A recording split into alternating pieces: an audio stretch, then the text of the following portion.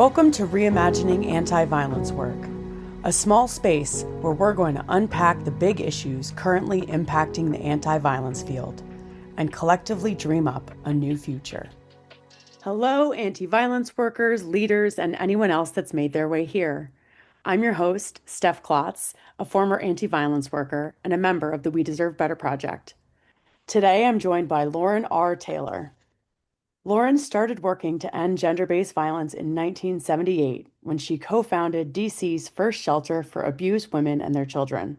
She's co-author of Get Empowered, a practical guide to thrive, heal, and embrace your confidence in a sexist world, and a leader in the field of preventing, interrupting, and healing from harassment, abuse, and assault. Having trained more than 35,000 people, Lauren offers skills that help people claim their confidence, their power, and their freedom. Laura and I will be chatting about boundaries and some of the benefits and challenges around setting them. Certainly an episode that we are excited for here at the We Deserve Better project, and I think one that applies to those outside the anti-violence field as well. So I am so excited to welcome Lauren here to the podcast. Thanks so much for joining us. Thank you, Steph. I'm totally excited about talking with you and talking about these topics. So before we dig into boundaries, I am wondering what inspired you back in the day when it was really just first a movement to get involved in the anti-violence movement, and how did that transition to the work that you're doing now? Oh, that's a big question. My mother, and she has passed long ago, so I never get to ask her this question, found me a job the summer between high school and college working in an abortion clinic. I never get to ask her, like, how did you think to set your 17-year-old up to Mm, work in an abortion clinic? And it was not that long after Roe v. Wade. And so I did that. And then when I went to college, I joined the peer sex education group. And then when I came back to DC where I grew up, I heard a PSA. We don't even have PSAs anymore. I heard a public service announcement that a hotline for what we then called battered women, quote unquote, mhm, a hotline was being set up. And I was like, oh, because of those two prior experiences, I was like, yeah, oh, I could do that. I didn't have any deeper thinking about it at the time, but it just interested me. And I think subconsciously I knew, the relationship between access to abortion and access to healthy sex education yeah, and access to safety for the battered women was all of a piece. All had to do with bodily autonomy and freedom and safety and, feminism. So that's how I ended up doing. And those of us who were volunteers on the hotline were the people who started DC's first shelter. And it was one of the first shelters in the country. I don't know exactly the number, was maybe around the third or fourth one. wow. That is, really powerful to think about it. We can't ask your mom, but it sounds like you come from a genetic line of women pushing the envelope and Yes, I do. Yes, I do. If we had more time, I would tell you about my grandmother and my mother, but suffice it to yeah. say, you are totally on point. That was really interesting to think about how you transitioned into this work in the anti-violence movement. How did that connect you to what you're doing now? So I went on to do work in feminist organizations, and then in 1985, I took a self-defense class. It was kind of what we now think of as empowerment self-defense. And like many people, I found it totally life-changing. I think of everybody on a spectrum from one end, denial of nothing will ever happen to me, and the other end, like scared all the time. And I was closer to scared all the time. And I believed that if anybody ever tried to attack me, there would be nothing I could do because by definition, they would be bigger and stronger than me. And what I learned in the self-defense class was I was totally wrong, that there were things I could do and I could probably fight off a rape attempt. And that knowledge and access to that power in my body was life-changing. And so I got totally hooked on the skills and the material and the approach. And there weren't a lot of classes to take in those days, so I took the same class again. And then I started learning how to assist, and then I started learning how to teach. And so I was teaching what we now call empowerment self-defense as a side gig with my day job. And then I wanted to teach it more than I could as a side gig. So I quit my day job in 97 and started Defend Yourself, which is the organization that I now run and has a team of people who teach skills for stopping harassment, abuse, and assault. Wow, that is really incredible to think about kind of your transition into that as well, because who could have thought that one class that was just for you to get those skills, Right. right? I think a lot of folks in the anti-violence movement, because of that vicarious trauma, have that kind of like a world shift of their lens. Yes. And I also can relate to that constant fear prior to having some tools for myself. What motivated me to teach was that life-changing experience and that I wanted to offer those skills to other people and they can do whatever they do with it. They could say, this is not for me, or they could go on a life-changing journey, which is what happens to most people. And that's what still draws me to being in the classroom with people who are wanting to learn these skills.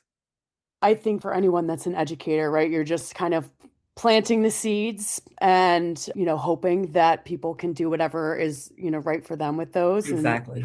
And I know I attended one of your workshops through the SOAR Collective and how powerful it was for me in my journey of setting boundaries and navigating through. Thank you I for want telling me. That's so cool.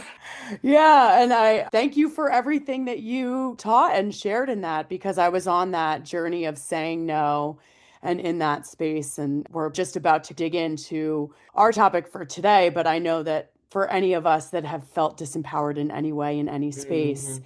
it is a long journey and one where anything is made easier when you have the right tools. So your Yes, work is exactly.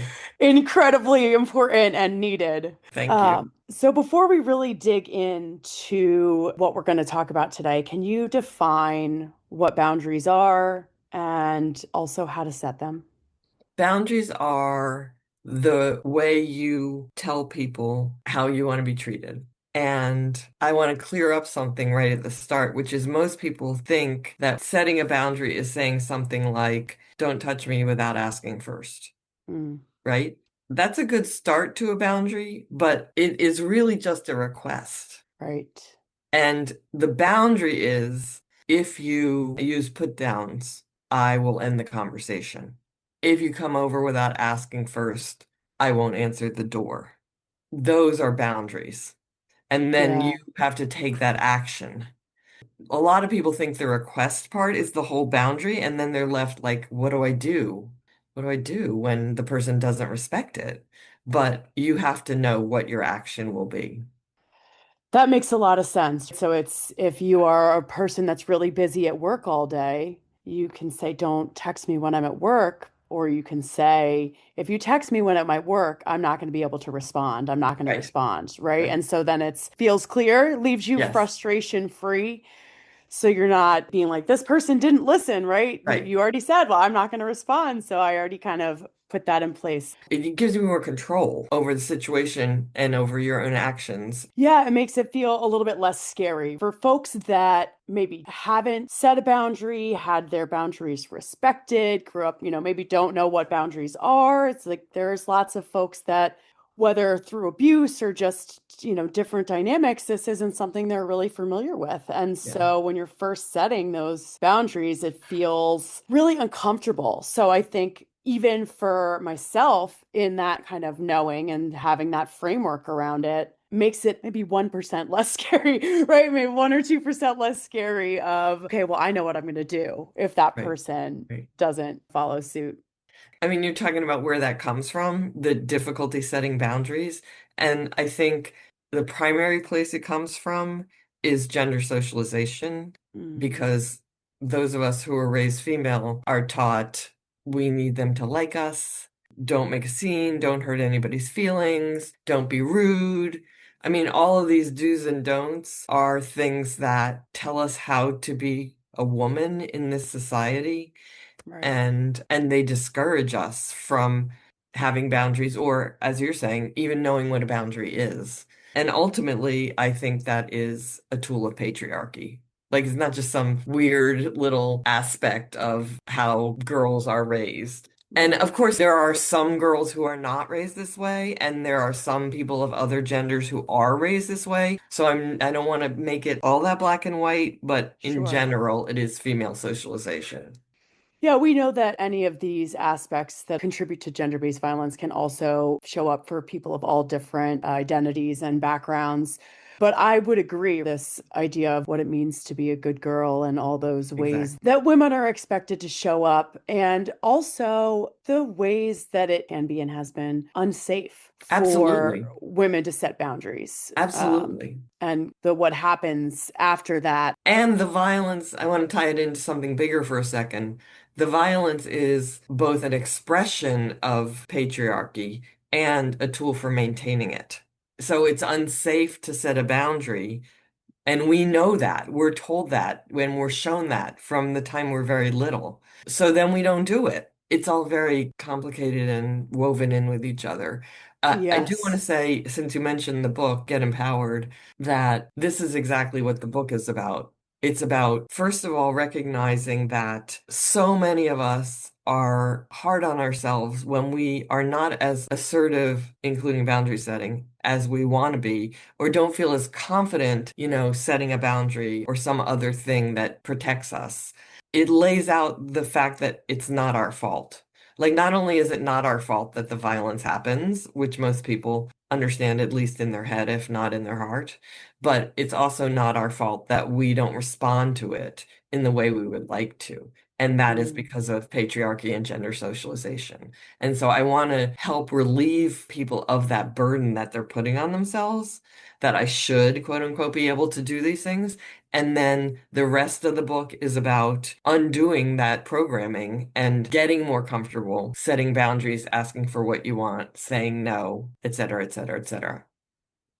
Yeah, thanks for adding that because I know that just in my work with domestic violence victims, we get stuck in that space of beating ourselves up, being our own abuser Yes, in the shoulda, coulda, wouldas and the exactly. replaying things. And that then limits how you can grow and move forward because Yes, your energy is drained on beating yourself up. Your thoughts are focused on that instead of seeing yourself from that strengths-based perspective of this is exactly. programming. We're totally on the same page.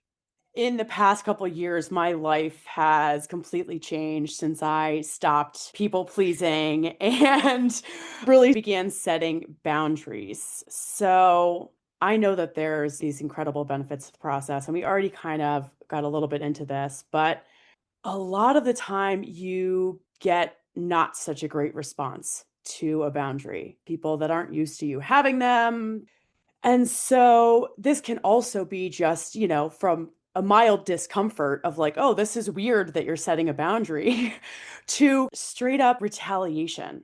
And Hmm. so I'm wondering what your thoughts are on this response and retaliation to boundary setting. Thank you for bringing this up because this is super important. Somebody who was not me said people who push back when you set a boundary are the people who benefited from you not having any. So I think it's important to keep that in perspective, right? Like, oh, I am now taking care of myself. I'm not doing this other thing I used to do that really was, other people were like, yeah, cool. Give all yourself. Work 16 hours a day. Don't ask for anything, whatever it is. So I think it's important to keep that in perspective. And so I think retaliation can look any kind of different way from, wow, something's different about Steph, right? All the way to you're going to get fired or your family's going to cut you off or things like that that are much more substantive and may have real practical consequences that you need to deal with. If you're setting a boundary that can have that kind of consequences, obviously it's really important to think about, not only what you're asking for, but what your action will be if they don't do it and what the consequences could be, whether it's your friends call you less often or losing your job, as the example at the other end of the range. But obviously, for example, with family, you could lose access to housing, healthcare, etc. So you need to think about all of those things to kind of like intentionally and consciously set a big boundary, like the kind that we're talking about. And if it is something like I could lose my job, for most people, losing a job is a horrible thing, right? Income, healthcare, those things matter a lot. Is it worth pretzeling yourself into a shape that is painful for you, or is it worth being disrespected or mistreated in whatever way you are being to keep your job? Sometimes it is worth standing up for yourself, taking care of yourself, protecting yourself, taking that action and taking that risk to be respected and to not be mistreated. But obviously you're going to think through in advance, like get my resume ready, start telling people that I might be looking for a job, whatever the steps might be for you. And we don't need to only talk about work, but I know that most of the people listening to this will be thinking about their jobs. And that is, of course, one of the biggest consequences you could face is losing a job. Yeah, and I think especially the movement in general, our world in general, the idea of setting a boundary in your workplace is even more taboo than setting boundary with your family and your friends, right? This Hmm. idea of like you would say no to your Hmm. boss. How dare you? Hmm. They Even own though you you work and in an ostensibly feminist organization, have to yeah. bring that up. Yeah, you do have to bring that up. And feminism by definition of the mission, maybe by not by definition of operations Yes, within. absolutely. Yeah, Yeah. very hierarchical, Yes. patriarchal. Yes. We could go on for days and days about that also, I'm sure. We have to talk about retaliation and what that looks like because this idea of getting fired, or let's say there's nothing on paper for them to fire you for, doing everything they can to make you so miserable that you want to quit. Right. The retaliation that one person faces for setting that boundary really sends a message to everyone else in that workspace about Absolutely. about what setting boundaries might mean for you. Right.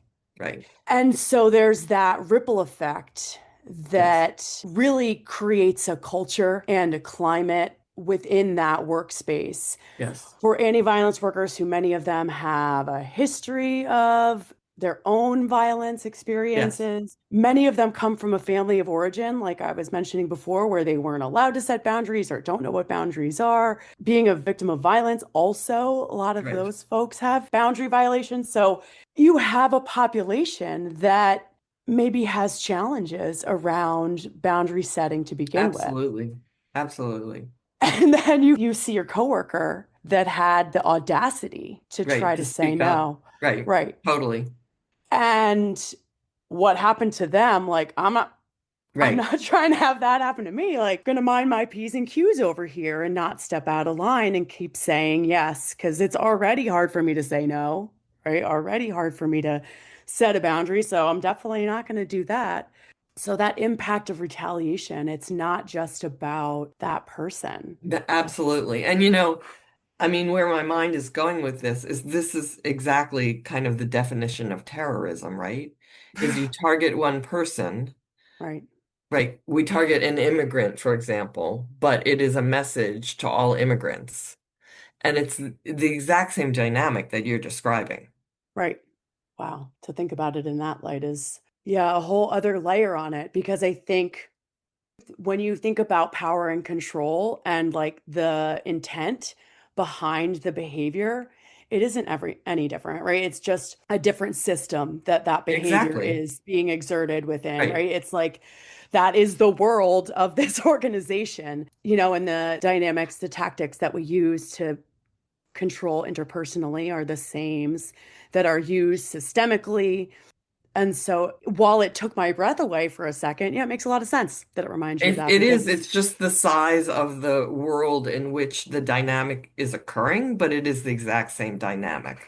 yeah, And most of us, I don't know if there's any stats on this, but most of us who work in the anti-violence movement in one role or another are motivated to do so because we've experienced harassment, abuse, or assault, or all three, or some combination, or whatever. So by definition, we are more targeted and more vulnerable. right. And I think that still carries over, right? Immigrants are more targeted and more vulnerable.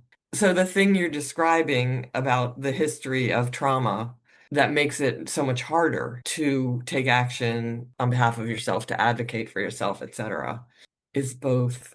I mean, I am absolutely not about any shoulds. In our classrooms, we never tell anybody you should do this or you shouldn't do that. So we offer additional tools for your toolbox. And I do want to say something that might sound a little shouldish right here, but I don't intend it that way, which is the fact that most of us have experienced trauma or been victimized in some way is all the more reason why we have to find a toehold in saying something, this is not okay with me. Whatever it is, this is not okay with me. Yeah.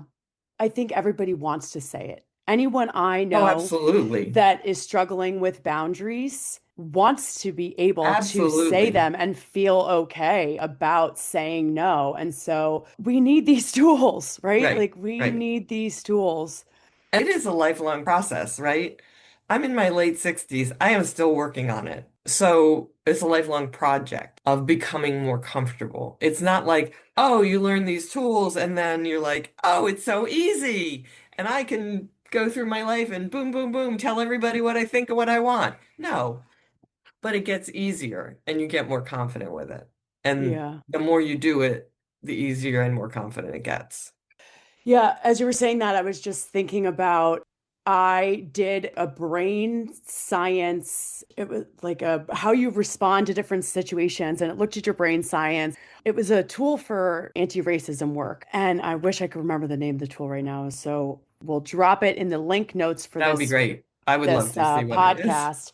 But it looked at like all these ways in which you respond to situations, and it showed up that I was like hardwired to people please in my brain science. And I think probably a lot of us are because the person that I talked to explained like the different things that might occur in your life to have that impact. And I was like, oh, makes sense. And they're not uncommon things, people. And so when you talked about like this lifelong process, you have to re-hardwire your brain to Absolutely. be okay with someone else's discomfort. You're hardwired that other people being happy is the only reason you should be happy. Totally. And what you're describing, the exact same dynamic we are familiar with because trauma rewires the brain and healing rewires the brain, Mm, right? So we have that same thing of like people pleasing, gender socialization, put other people's feelings first, et cetera, is hardwired from the time we're very little. And we can redo that. We can heal yeah. that, just like we can heal trauma. Yeah. And it's like, thank God. Yeah, Because, you know, totally. it would be like really womp womp from here if there was nothing we could do because it is not to say it's easy, Oh, right? no, No, I think not we've at been all. clear. Yeah, I think we've been clear that it is not easy. That being said, it's worth it. You know, when you hike a mountain and then there's that vista, even though Yeah. you might be bruised up and sweaty and hungry and all the things when you get there, it is worth it to make that climb, to be setting those, doing the I would add a work. couple things to that mountain imagery, which is there are tools. There are people who are steps ahead of you who have been doing this work, who can say, here's what helped me, Mm, or why don't you try this a and Sherpa, see if if it you works. will. So, why don't you try this and see, here's actually 14 things that you can pick among to try, because I don't know, they would all work for somebody, but you have to pick the one that feels best to you Right. and see if that's helpful. So that's kind of what the book is. It's the stories of people who are steps ahead of you. Just like I said, I'm not done, but I can say I know a lot about this now because I've been working on it a very long time. And I am happy to carry your backpack or I'll make dinner or whatever. That's the equivalent of the tools in the book. And it just doesn't have to come through the book. I'm not saying you have to read the book or buy the book. It also comes through our classes and through conversations like this. You're not out there in the wilderness with no tools. You're there with two things, tools and other people. And we know healing happens in connection, right? We know that from DV work, from trauma work, right? Healing Yes. happens in connection. So this is the same. Yeah, I love that you brought it back to that because the other things we're hardwired to do is to kind of think we have to do everything on our own and solve Absolutely. everything on our own. And so, You mean that's not true? I I'm still have a still, lot of work to do on that one. yeah, I have a lot of work to do on everything that we're talking about today, but that also doesn't mean that I can't look back and think about all the work that I've done and how far I've come, right? And I think that that's like another, Yes, we got to think about that too, because many of us, whether it's just I had the gall to say no, and then right. somebody else asked me and I caved and said yes. And it's like, well, at least you said no that first time. You got to be proud of that. You got to. Yes. That's one of the things that we recognize in our classes and in the book and in any conversation, which is first we help people find something that they have done. Like earlier, you referred to someone who had never set a boundary.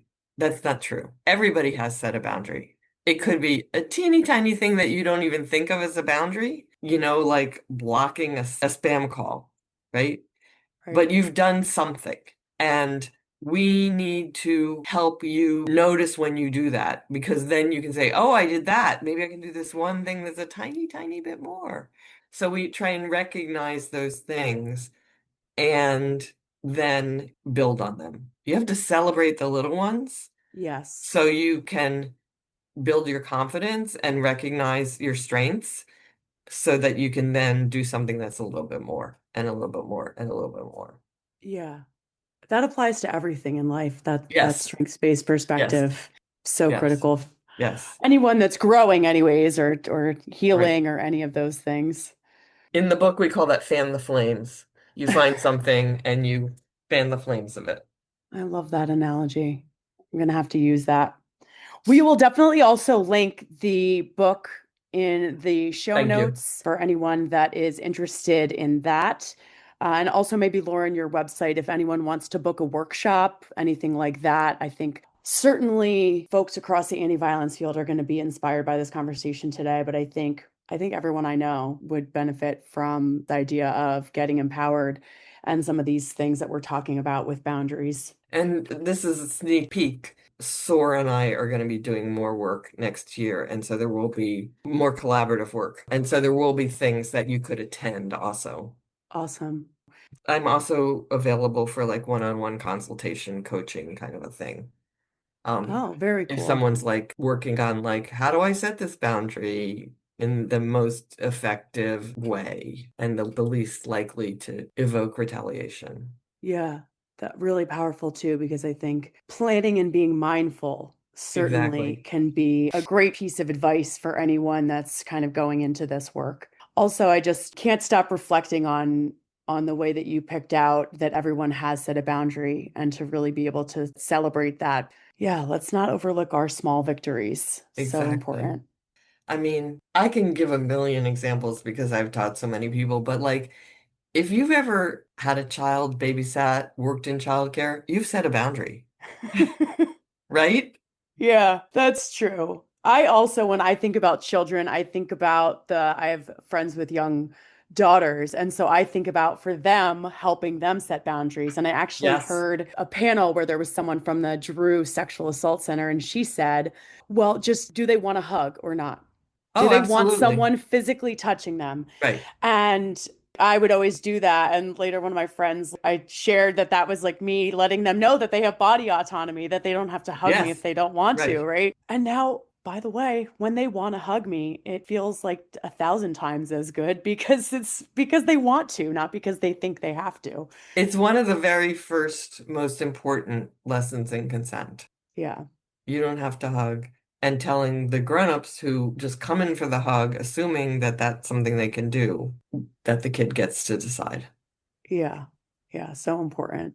That's what comes up for me with kids because I think, and modeling setting boundaries, so And important. I don't want to say one other thing about it is like I said, anybody who's ever had a kid or babysat or worked with kids or whatever, you've set a boundary. That seems easier, right? Because adults have more power than children.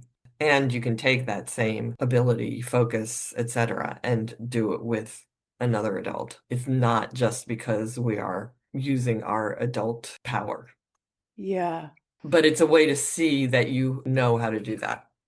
Yeah, and that's got my wheels turning about how we internalize our disempowerment as children and all those pieces and where that Yes. comes from. Like you were mentioning earlier, right? It's that early on programming that tells us so that anyone, right, again, regardless of what their gender is, can have kind of these same dynamics impacting their life because it's internalized at that young age. And we do teach kids starting at 3. And one of the things that we lean heavily into with them is you don't have to do everything a grown-up tells you. Because most of us were taught that you have to Yeah. do everything that the grown-up tells you to do. And Yeah. that's the beginning of programming for sexual and domestic violence and all the other things on Yeah. the gender-based violence spectrum. Compliance training. Yeah. Exactly. In a world where compliance seems like the most important thing in a lot of spaces. Yeah, I Totally. think that understanding of your right to not be compliant is so critical. Exactly. So, Lauren, what advice do you have for advocates or anyone else as they're navigating this process of setting boundaries? Self-compassion, I Mm, would put at the top. This is hard. This is hard for all the reasons we've been talking about. Please don't make it harder on yourself by beating yourself up about, I should be able to do this. As a person who works in the anti-violence field, you know why this is so hard. And apply that same compassion that you offer everybody else to yourself. That would be at the top of my list. And, even if you're not in the middle of trying to set a boundary, a self-compassion practice, a daily self-compassion practice can be so valuable. I mean, you can have a self-compassion practice about why you're not leaving that job or why you're not setting that boundary. So that's one thing. And then about intentionally and mindfully working to discern how you want to set the boundary, what boundary you want to set, and how you want to set it. Both of the things I've mentioned, the self-compassion and the mindful discernment, can be done alone, but I also think it's super important to have at least someone in your life to engage in that process with, just to get some reflection and some encouragement and that kind of stuff. And again, healing happens in connection. This is something else we know from anti-violence work. So this applies here too. Yeah, I know we know that folks tend to isolate, that desire to isolate, myself included. And Yeah, so, and I think also that person can help interrupt some of your self-deprecation, some of the right, ways that you're beating yourself up about not right. setting those Your negative boundaries. self-talk. Yeah. Yeah, You're exactly. not as likely to catch that, but someone else is Right. much more likely to catch it. Right. Yeah. I mean, if you have a friend, a confidant, a coworker, whoever it is, who can say, actually, what you just said, that's negative self-talk. Like, let's Yeah. pause a minute and see what we can do about that. Yeah. Um, Sometimes I'll say to people, please don't talk about my friend like that. exactly. Exactly. Would you say that to someone you love? Right. Right? I know you said you had a lot of thoughts up there. Any other pieces of advice for our advocates? I did, and I think one piece that's crucial to all of this boundary setting and everything else is permission, giving ourselves permission to break the rule, to ask for what we want, to understand that we can do these things. And, I spend a lot of my life in two places. One is in classes teaching these skills, and the other is I put them all in the book, or I put what I could in the book. And I think one of the things I see happen, for example, in a classroom where people are learning these skills together, is that they're giving each other permission to do things that they've never done before. And if I sit there and I say, Steph, you could do this, you have a right to do this, it's not as powerful as the whole group saying, you can totally do this. I don't want you to be mistreated like that. That kind of permission is so important and so powerful. And like you said about don't talk to my friend that way, you also wouldn't say, no, you can't do that to somebody else. You Right. wouldn't. You would Yeah. say, you deserve this. You have a right to Right. this. So I think it's important that we have other people who can reflect that and that we think, where did I learn that I don't have the right to this, or that I don't deserve this, or that I don't have permission to do this? and, think critically about that and, reflect it back the way you would with other people, but also with yourself. Yeah, that makes a lot of sense, Lauren, because if it's societal programming that's telling us that we can't do this, we really need that support from a Right. group, right? We need Right. to be empowered by that group and to recognize that it's not going to be some, social pariah, even though the people you're saying no to might make you want to feel like that's not the case, right? That you're embraced and supported in what you deserve in that community, even if it's a smaller community, a smaller space. One exercise that we offer is we call it I have a right to. And I ask people to reflect on what rights you have in this realm. So, not I have the right to vote, I have a right to the Miranda warning, but not this kind of legal, bigger world rights, but rights related to your autonomy in the realm of gender-based violence. So, we ask people to reflect on that, and then we give them little pieces of paper and they can sit and write what comes up. The huge diversity of what comes up is things like I have a right to protect myself to I have a right to wear what I want without people commenting on it. It's a huge amount of things that people write, and some of them are widely shared. Like, I have a right to walk down the street and not be attacked. I have a right to not be yelled at in my relationship. Those are things that are widely shared. And then there are ones that are very specific to the person and their life and what they've been through. So I always kind of joke about this, but this is the kind of thing is something like, I have a right to wear green zebra striped eyeshadow without my partner getting mad at me. That's not a real one, but that's, shows how nuanced and particular it can get for you and what you want, how you want to be in the world, and what you've been through. So people write their lists. Most people write like 6 to 8 things, and then we read them. Obviously, you don't have to read anything you don't want to, but I think just like we're talking about the power of the group and support and connection, people hearing what other people's are, it's like, oh, Steph said this. I want to add this to my list because that's Mm, really cool, and I need that too. And then I have people take home little pieces of paper or take a picture of it on your phone so that you can be reminded and mm. add to it anytime that you think of something. And it's just kind of a way of reminding you that you do have this right. Yeah, well, I think it's important to have that concrete kind of pillar of what we are doing and why we're doing it. And in that moment when you're about to set a boundary and you're gonna chicken out, or you set a boundary and the person doesn't respond well, what a great Right. thing to be able to reflect on, remind yourself all the different ways that you can then kind of use it as a grounding tool, Yes. even more so, right? That idea of, let me keep this in my pocket, right? Right. Somewhere safe that I can, whenever I need to, whenever that process feels overwhelming, what am I doing this for? So I found some, I would like to Amazing. just read a few of them out loud. Yes. I have a right to be in public spaces without harassment, to defend myself, to define my own comfort zone, to feel however I feel, to have my boundaries respected, to not always be available, to be touched only with consent, to ask for what I want, to take care of myself, not just others, to take up space in the world, to work without harassment, to be treated with respect. And this is just a small sampling of the thousands of these that I've Yeah. gotten over the years from students. And I just love to watch people claim themselves in this way. It really, I mean, even just talking about it now, I feel it in my heart. It makes my heart warm. I think as an educator, that is like one of the biggest joys is to see people really have a impact from that conversation that you are engaging in.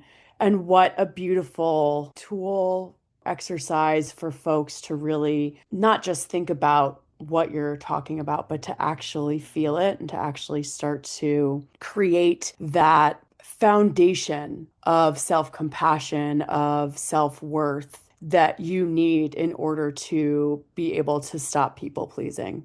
Right. And, one of the things we talked about is that there's also what gets in the way are those barriers of, socialization and everything else, fear of retaliation, but also the internal retaliation of I'm breaking the rules, there's something wrong with me, I shouldn't do this, the consequences will be terrible. And I think of it as what comes up is like, oh my God, I'm being a bad person. Anything but that. Right, right, right, I'm willing to die on this hill as long right, as no one thinks I'm a bad person. right. And I can say, I don't even know who I'm talking to here right now, who's listening to this, but like, you are not a bad person. You are not a bad person. If you feel unable to speak up or set a boundary or whatever because you would be violating some unjust rule that says you don't matter or you don't have a right to this, that's something to notice and go back to your rights if you've engaged with that exercise. What are the sentences that come into your brain when you start to speak up for yourself? Are they like, I'm being disrespectful, I might hurt somebody's feelings, I really need them to like me? That's my number one, is I need to be Mhm. liked. That's my number one internal barrier. Obviously, it's way less than it used to be, and everybody has their own. I'm not Right. saying that that's everybody's. So you're not a bad person if you don't do everything that's asked of you, or if you set limits, or if you ask for what you want, or if you take up space. People might say, I think people say this about me all the time. Wow, she's really direct. I'm okay with that. Yeah.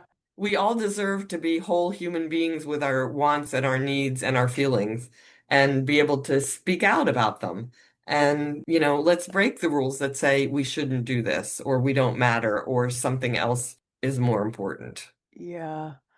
This is so powerful on so many levels because I'm thinking about the way that this also then can be exploited by the person that wants to have you not set a boundary, that Yes, wants that power and control. It's this internalization that you're a bad person if you don't do whatever is asked of you. If I know that about you, how easy is it for right. me to really take advantage of that if I'm seeking to And take they advantage of? do. Oh, yeah. I mean, anything that can be taken advantage of will be taken advantage I of mean, by someone that's abusive and controlling. that's exactly what I was going to say. Is I think what you're describing is a fundamental to verbal, emotional, mental abuse. And that doesn't mean that you're a victim if that's been your experience, right? But it does mean that people that want to exploit stuff are going to exploit it. Oh yeah. And there's nothing wrong with you, and you're not a bad person if you no longer want to be exploited. Because, like you said at the very beginning, and something that I would say to every class I taught is the way that someone responds to you setting that boundary says a lot about them. Oh, it's all about them. Totally. Yeah, right. And Totally. that pushback against your boundary is, I'm throwing a red flag or maybe two. And I don't mean a challenge flag for you No. NFL folks. I'm talking about a penalty flag, a red Exactly. flag of warning, right? That Right. this is something to be concerned about. And so it's not your fault, right? We know that it's not people's fault. This work is really hard. And we also know that we're really lucky to have Lauren and her work to help us Sherpa us up that mountain and enjoy, some vistas along the way. Lauren, do you have any recommendations for funders, leaders, or change makers as we're looking at a different future for this work? Maybe one that respects boundaries? That is such a good question because change also has to come from the top. And I'm very aware that the people in leadership at DV agencies, just like the advocates and the rest of the staff who are generally suffering with too much of a workload, too high of expectations, etc., the people in leadership also are likely to have a history of trauma, right? So it's just getting played out differently depending on where you are in the organization. But I think that we still have to hold the people in leadership accountable. I'm not letting them off the hook, but I want people to pay attention to the fact that they are manifesting their trauma in a way that harms other people by having expectations, for example, that you work a low-paying job and yet are available all the time and things like Mhm. that. So I would ask leaders to, and I also say this as someone who heads up an empowerment self-defense organization. So I try and be very mindful about how I lead. First of all, if somebody pushes, this is something I do. If somebody pushes back, I sit down, I listen, and I am grateful for the feedback. Hmm. And sometimes the feedback comes indirectly, like a less experienced trainer will say something that a more experienced trainer hears, and the more Mhm. experienced trainer will bring it to me because they have more experience and we know each other longer and they feel more confident or whatever. But whether it's direct or indirect, I like consider it a huge gift because if they weren't telling me what's going to happen, they're going to build resentment. It's going to get in the way of their work. They're going to maybe leave, and I love all the people who work with Defend Yourself and bring who they are. It's really a gift. So I really would encourage leaders to do that rather than think, well, no, my way is the best. Like, I'm getting good information when somebody tells me something. Mm, I mean, usually they're telling me something they want me to do differently. And sure. so I will ask for more information so that I know that I'm understand what the concern is and how they want it addressed. But if someone's actually setting a boundary, like you need to do this or I need this from you or the organization, I will absolutely respect that. If someone says, don't call me after X hour, I will not. Why would I do that to somebody? We are all about teaching safety and consent and respecting people and power imbalances. Why would I enact exactly what we're working against? So if someone sets a boundary, I'm like totally there for it. We might need to have a conversation about maybe I'm doing something that actually I believe is a healthy thing to do, but I'm doing it in an unhealthy way. How can I hear from them about how it's landing wrong? And is there a better way for me to do it, or do I need to really stop doing it altogether? Like maybe there's a conversation that needs to happen. It's not just like, yes, okay. If you're a leader in a DV org or any org, I would look also about where you are feeling pain points in getting what you want done. And that I think is a important way of finding out where something is wrong Mm, and where it is harming your staff. And again, I say finding out those things is a gift because one, it's consistent with the mission, right? The mission is get mhm. people to stop harming and help people heal, right? That's the mission. Right. Two, you can be more effective. Yeah. And nobody wants an unhappy staff. An unhappy staff is an ineffective staff and a miserable staff who you are harming. Not you necessarily, you personally, but the system that you are in charge of. Right. So all of that is stuff to be looked at. And yeah, I look at it as places that I can get information to make all of those things better. Yeah. Thank you, Lauren, for sharing from such a personal standpoint. To me, I'm hearing don't take things personally, be flexible, be responsive, and just like a growth mindset. You know, Exactly. this idea that we are always improving and we can be great as we are and still want to improve. Yeah. I appreciate that because I think sometimes the idea of like improvement is seen through a different lens. And so I think this idea of modeling the mission, modeling the approach, and leading with grace is really powerful for this. If you can't respond to your staff saying no, Where you're helping people say no for a living, right? right?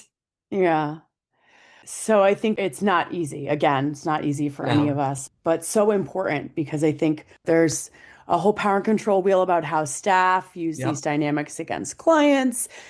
And so if we're looking to eradicate this from the system, our leaders also have to be a part of without shame, but with that growth mindset, looking at themselves as well. So I just appreciate very much your answering that non-personal question in a really personal way.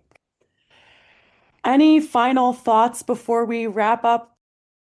I just love this conversation. I love an opportunity to dig deeper. We're all so busy getting the thing done that we often don't have these kind of conversations. And I'm really glad that you asked me and that people are going to hear this. And encourage everybody to be taking an hour to have these conversations. I think it's good for us and good for the movement. Yeah, I agree on those sentiments because my brain really got to think on a little bit of a higher level today about this conversation, and I feel really inspired in this work. So I just want to thank you so much for joining me today, Lauren, and for sharing your insight on, my gosh, the mission, how this connects to that work, the importance of boundaries, and especially the importance of boundaries for anti-violence workers. Hopefully, all of you out there learned something, were validated in your own experience, and maybe even feel empowered to set some healthy boundaries of your own.